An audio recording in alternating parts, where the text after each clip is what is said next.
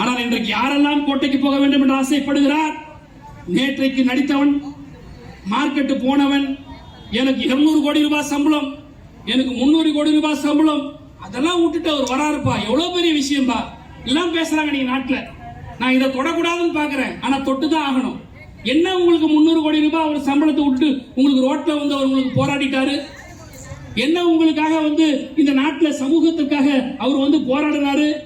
அவர் யார அனுப்பி இருக்கிறாங்கன்னா பிஜேபி அனுப்பி இருக்கக்கூடிய ஒரு முகமூடி தான். ரஜினிகாந்தை அனுப்பி பார்த்தது, எடப்பாடி பழனிசாமியும் ஓபிஎஸ் வைத்து விளையாடி பார்த்தார்கள். இன்னும் எத்தனையோ பேரை இன்றைக்கு தமிழ்நாட்டிலே அரசியலிலே தாய் நகர்த்துவதற்காக விட்டு விட்டு பார்த்தார்கள். ஒன்னும் பாச்சா பழிக்கல.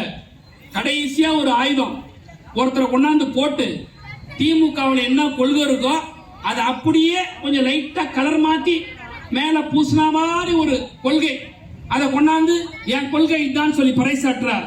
நான் சொல்லுகிறேன், தமிழ்நாட்டில் அல்ல, இந்தியாவில் இன்றைக்கல்ல, இன்னும் அடுத்த 100 ஆண்டுகளுக்கு எந்த ஒரு அரசியல் கட்சியை தோற்றுவித்தாலும், எவன் தோற்றுவித்தாலும், யார் தோற்றுவித்தாலும், திமுகவின் கொள்கையை விட ஒரு பெட்டரான கொள்கை, ஒரு சிறப்பான ஒரு கொள்கையை எவனாலும் வடிவைக்க முடியாது. திராவிட முன்னேற்ற கழகத்தின் கொள்கை தான் இன்றைக்கும் நின்று பேசுகிறது. 100 ஆண்டுகளுக்கு முன்னாடி நாங்கள் சொன்னோம், இருமொழி கொள்கை, ஆங்கிலம் அந்தந்த மாநிலத்தில் இருக்கக்கூடிய மொழிகள், தமிழர் என்றால் தமிழ்நாடு, அதை தான் இன்றைக்கு நாம் பேசிக் கொண்டிருக்கிறோம். உழைக்கின்ற வர்க்கத்திற்கு பாதுகாப்பு கொடுக்க வேண்டும் என்று சொன்னோம், அதுதான் இன்றைக்கு நாம் செய்து கொண்டிருக்கிறோம். பெண்களுக்கு கல்வி வேலைவாய்ப்பு இடஒதுக்கீடு என்று சொன்னோம், அதை தான் இன்றைக்கு நடைமுறைப்படுத்திக் கொண்டிருக்கிறோம்.